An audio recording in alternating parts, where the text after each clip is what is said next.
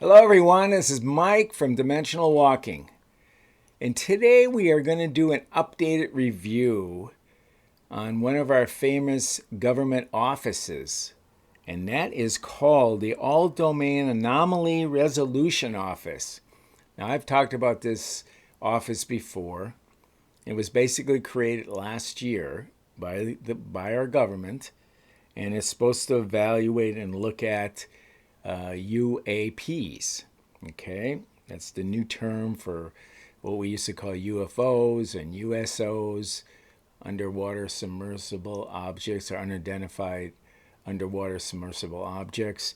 And of course, UFOs, I think everybody knows what UFOs are. Okay, anyways, the government wants to call them UAPs, which is fine, whatever they want to call them, as long as they tell us something, I guess, which most of us already know.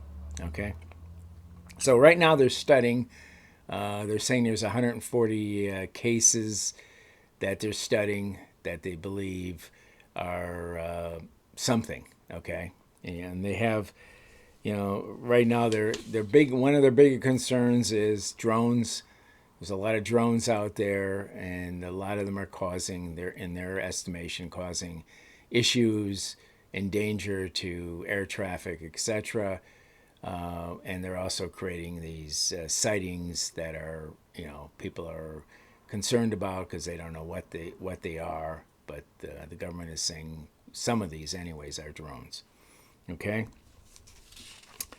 And of course, drones. Let's just talk about drones, and they can be very dangerous, I guess, in many ways, because, as you know, in the war in Ukraine, it's becoming almost a drone war now.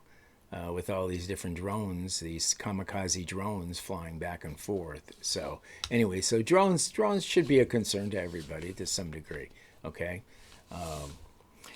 Anyways, but one of the things almost right out of the box that I've been reading from various sources is that constantly the Pentagon is saying that, oh, we have not found any evidence that any of these things we have seen are of alien origin, or there is such a thing as aliens, etc. So they kind of start the conversation that way, and then throughout the conversation, they constantly are bringing up that fact. So, what's all that about, right? They should at least have an open mind. Okay.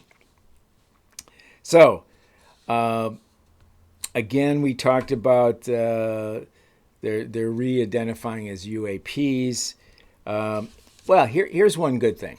One of the other things that have come up, apparently, if Biden agrees to the National Defense Authorization Act, a new one for next year, there apparently is quite a bit of money in there to expand the study that this office is doing.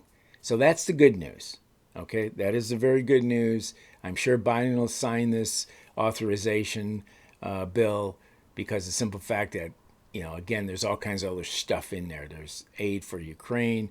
There's all kinds of other things in there. So I'm sure that this office will get the additional funding they need and do studies, what they need to do. Okay. Again, they make a comment. Again, that there is no evidence at all that any of this is alien in nature. Okay.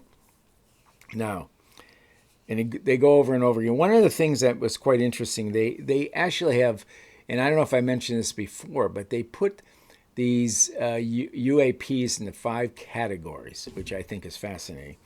One of them is called air and moisture. Okay, I guess this is weather phenomenon that looks like UFOs. Okay, it's possible.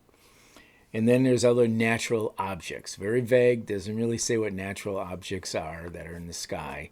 I guess it could be meteorites, etc. Meteors and meteorites. Homemade American aircraft. Okay, people build stuff and send it up in the sky, I guess. Foreign-made aircraft.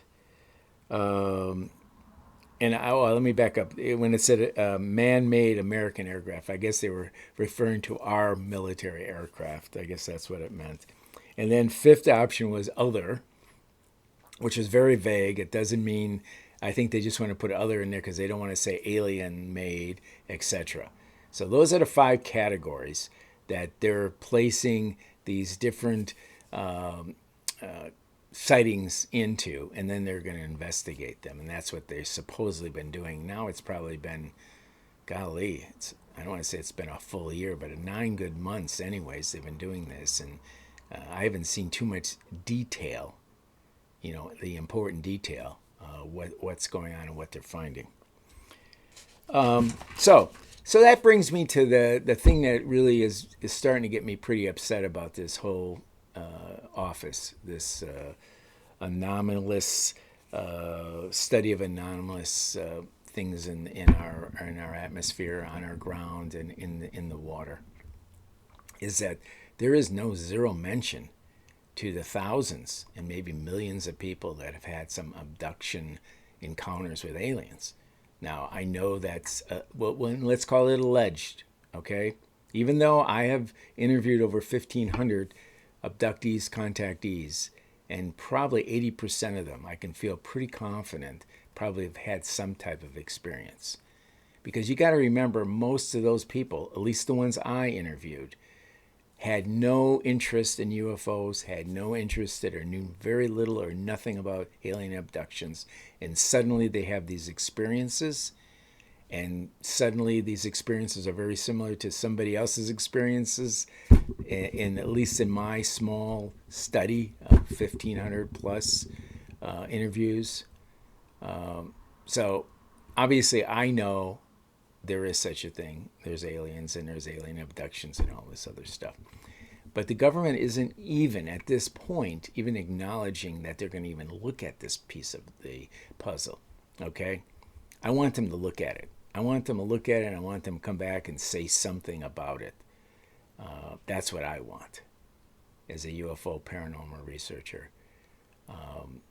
Anyways, that's all I have to say. I just wanted to give you a little bit of an update before the end of the year, what's going on and what we have to look forward to maybe next year, as far as UFOs go and the study of UFOs. Anyways, that's it. With all that said, happy trails until we meet again. We need your subscriptions. We need your comments. We need your likes. And if you want to send something to us via email, it's dimensionalwalking@gmail.com. Thank you very much, and we'll see you next time. Bye-bye.